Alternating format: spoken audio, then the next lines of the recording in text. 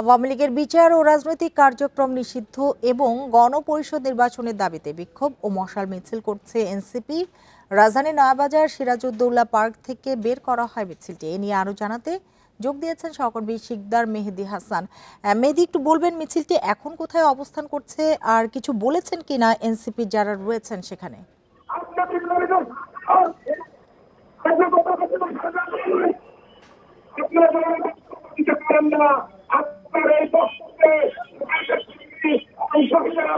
মেহেদি, আপনি কি আমাকে শুনতে পাচ্ছেন?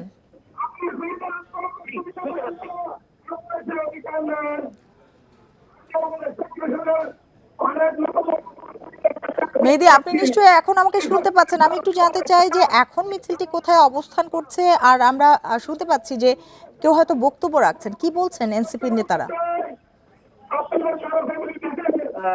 মূলত আওয়ামী লীগের বিচার, তার রাজনৈতিক নিবন্ধন বাতিল এবং রাজনৈতিক কর্মযজ্ঞ সেই কর্মযজ্ঞ বাতিলের যে দাবি, সেই দাবিতে আসলে রাজধানীর সম্রাট বাহাদুর শাহ জাফর উদ্যান সংলগ্ন এলাকায় এখানে মশাল মিছিল করছে জাতীয় নাগরিক পার্টি বা এনসিপি। তারা মূলত আজ চতুর্থ দিনের মতো তারা তাদের এই আওয়ামী লীগের বিরুদ্ধে যে তাদের দাবি, সে দাবি তুলে ধরছেন এবং তারা আগামী বুধবার পর্যন্ত তাদের এই কর্মসূচি চলবে বলে তারা আমাদেরকে জানিয়েছেন।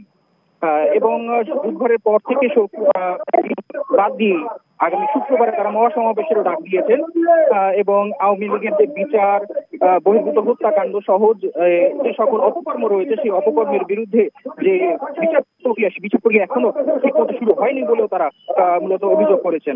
এছাড়াও তারা 16 বছরের শাসনামলে যে ফ্যাসিস্ট আওয়ামী লীগের অপরাধ সমূহ নিয়ে তারা আসলে এখানে বিভিন্ন ধরনের অভিযোগ করছেন। তারা বলছেন 2009 সালের বিডিআর বিদ্রোহ, গুম, খুন, ক্রসফায়ারের মাধ্যমে হাজার হাজার মানুষের যে প্রাণ হরণ করা হয়েছে, ধরনের এর আগে আমরা দেখেছি যে 2014, 18 ও 2024 সালের যে অবৈধ নির্বাচন হয়েছিল, সেই নির্বাচনে সাধারণ মানুষের ভোটাধিকার হরণ করা হয়েছে। সেই হরণের অধিকার ফিরিয়ে বাস্তবায়ন করার দাবি তারা তুলে ধরেছেন।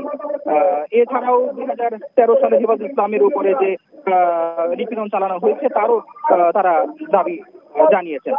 এছাড়াও জুলাই গণঅভ্যুত্থানের সময় নজিরবিহীন যে গণহত্যা চালিয়েছিল, তার বিচারের দাবিও তারা জানাচ্ছেন।